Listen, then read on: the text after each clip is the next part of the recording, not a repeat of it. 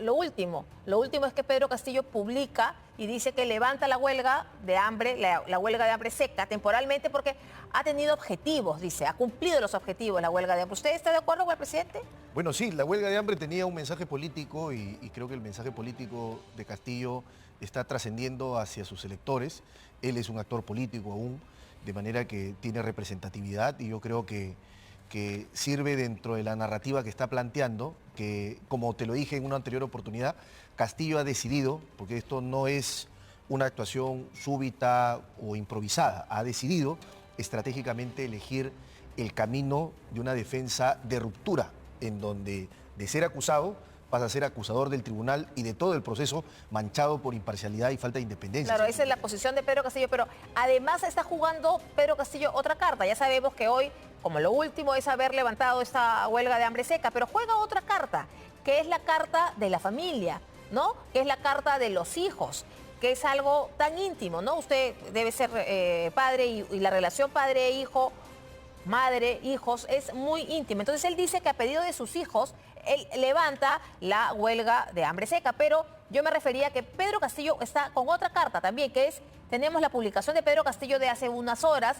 donde dice, amados hijos, Alondra y Arnold, ¿no? Es una carta que él publica de los hijos y dice, México, 18 de marzo del 2025, es de hoy. Dice José Pedro Castillo Terrones, presidente constitucional del Perú, secuestrado en el penal de Barbadillo. Amado padre, con nuestro corazón en la mano, tus hijos te escribimos para expresarte todo nuestro amor, apoyo y admiración. Estamos profundamente orgullosos de tu valentía y firmeza al enfrentar las injusticias que has sufrido, la vacancia ilegítima, la detención arbitraria, la prisión injusta, dice, y dice más, se me ha ido por acá el tuit, lo vuelvo a agarrar porque acá está. Dice la arbitraria, la detención arbitraria, la prisión injusta y el juicio que carece de toda imparcialidad. Sabemos que has logrado que el mundo entero reconozca la verdad de tu causa y que tus enemigos están siendo desenmascarados. Sin embargo, como tus hijos, estamos muy preocupados por tu salud. La huelga de hambre seca que has emprendido es un acto de protesta justa y valiente, pero te imploramos que por amor a nosotros y a todos los que te necesitan, considere suspenderla temporalmente. El pueblo peruano te necesita fuerte y sano para continuar liderando esa lucha por la justicia y la libertad. Por favor, padre, cuídate por nosotros. Sabemos que la batalla no ha terminado, pero necesitamos que estés bien para seguir adelante. Cuando sea necesario, estamos contigo para reiniciar esta lucha, pero por ahora te pedimos que te cuides. Entonces, Pedro Castillo dice pues que sus hijos, ahí está la firma, Alondra y Arnold, son sus dos menores hijos. Entonces Pedro Castillo decide levantar esa huelga de hambre a pedido de sus hijos, Alondra y Arnold, como se lee en esta carta que acabamos de leerles. ¿Qué busca Pedro Castillo exhibiendo todo esto? Las cartas, ¿cuál es su objetivo? Bueno, recordemos que Castillo está privado de su libertad en el Perú. Sus hijos y su esposa están viviendo en México, de manera que la única manera que tienen para comunicarse, dadas estas limitaciones, sería, digamos, la correspondencia epistolar o por cartas. De manera Pero que no, los niños no están, los hijos no están impedidos de volver al Perú, si así lo quisieran venir a visitar a su papá. lo que ocurre es que están con un asilo. Digamos, la familia es la que tiene el asilo, es la mamá y sus hijos. Entonces, si salen de ahí, pueden correr algún tipo de exposición y por eso es que no lo hacen, ¿no?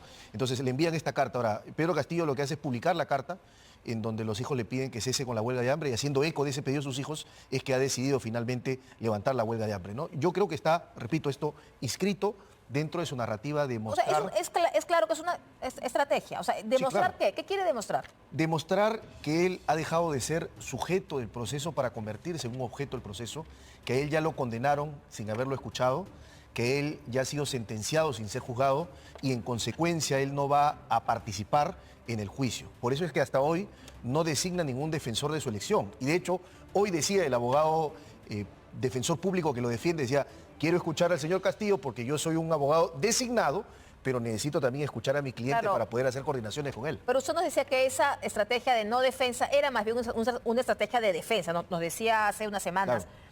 Pero ¿usted también cree que cree usted que Castillo está jugando la carta de la victimización como lo ha hecho en otras oportunidades? O demostrarse como víctima de decisiones que pueden ser injustas o atentatorias al debido proceso. Me voy a referir, por ejemplo, a una situación. La jueza Norma Carvajal Chávez, que él recusó, ha intervenido en 20 incidentes en relación a su proceso. Confirmó su detención preliminar, confirmó su prisión preventiva, confirmó su prolongación de prisión preventiva, rechazó sus recursos de libertad, su cuestión previa, su excepción. En todas ellas ya intervino. O sea, ya prejuzgó, ya tomó conocimiento del caso, en su contra. Entonces, lo mejor que se hubiese hecho es que esta magistrada se aparte del proceso, para que entre otros magistrados, y no darle el argumento a Castillo, que ojo lo tiene, de que habría una jueza que no tendría todas las condiciones de imparcialidad. Ahora, por ejemplo. estamos de acuerdo en que son estrategias de Pedro Castillo, pero entre tanto no estamos yendo al fondo del asunto. El juicio continúa. Hemos escuchado el testimonio del general en retiro Vicente Álvarez, que de hecho vino también aquí al programa al final del día y contó que Castillo no se limitó a leer un papel que le habían escrito. Castillo dio órdenes como jefe supremo de las Fuerzas Armadas y la Policía. Le dijo al general Alfaro que detenga a la entonces fiscal Patricia Benavides. Le dijo que efectivamente tenía que cerrar el Congreso y había dado otra orden más temprano para que abran las rejas del Congreso y que sus simpatizantes puedan entrar. Entonces, ¿cree usted que también es una estrategia que nos estemos distrayendo en las formalidades del juicio y no estamos yendo al fondo cuando los testimonios del general, por ejemplo, Vicente Álvarez, son clarísimos, que Castillo sí dio órdenes? Los testimonios indican que Castillo dio órdenes, pero también indica que nadie lo obedeció.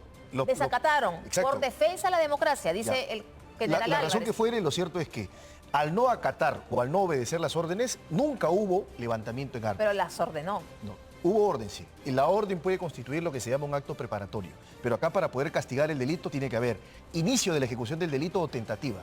Para que haya tentativa de rebelión, no, porque tendría que haberse empezado el levantamiento en armas. Concretamente el acto ejecutivo de levantarse en armas, nadie se levantó en armas porque nadie obedeció a Castillo. Nadie obedeció. O sea, fue un golpista frustrado que nadie le hizo Fue caso una al intentona final. golpista. Pero sí intentó quebrar el orden democrático, dio órdenes para que se detenga una fiscal sin ninguna orden judicial y podríamos seguir enumerando. Pero ahora, él ha dicho que va o ya fue a la Comisión Interamericana de Derechos Humanos, ¿no? Ha presentado una medida cautelar. ¿Qué es una medida cautelar, para que nos entienda la audiencia? Es básicamente un pedido que se hace en una situación de extrema gravedad y urgencia para evitar daños irreparables, donde el peticionario lo que solicita es que la Comisión Interamericana le pida al Estado que implemente medidas para proteger la integridad o la vida. Ahora, ya sería inoficioso en cuanto al tema de la huelga de hambre que estaba afectando su salud, porque ya voluntariamente, motu propio, ha decidido levantar la huelga de hambre. Pero todavía hay otro extremo. El extremo de las medidas que se han impuesto, como las medidas de aislamiento y de no comunicación y no de recepción de visitas de parte de Castillo, ¿no? Ahora, él sigue rehusándose a acudir al juicio, pero eso no implica que el juicio no continúe. Hemos visto hoy día que los testigos han declarado sin ningún problema. El juicio sigue continuando, pero hay, en mi perspectiva, un vicio que está inoculado al inicio del juicio y lo ha planteado Castillo. Es el tema de la falta de una defensa efectiva, porque Castillo se niega a ser defendido por el defensor que le han impuesto, que se llama defensa necesaria, el defensor público. Entonces, si él se niega a ser defendido, quiere decir que la defensa no está completa. Y si no está completa, se pierde un elemento básico de validez del juicio. Bueno, muchísimas gracias. Seguimos muy atentos al juicio de Pedro Castillo. Gracias, doctor Benji Gracias, Espinosa. gracias.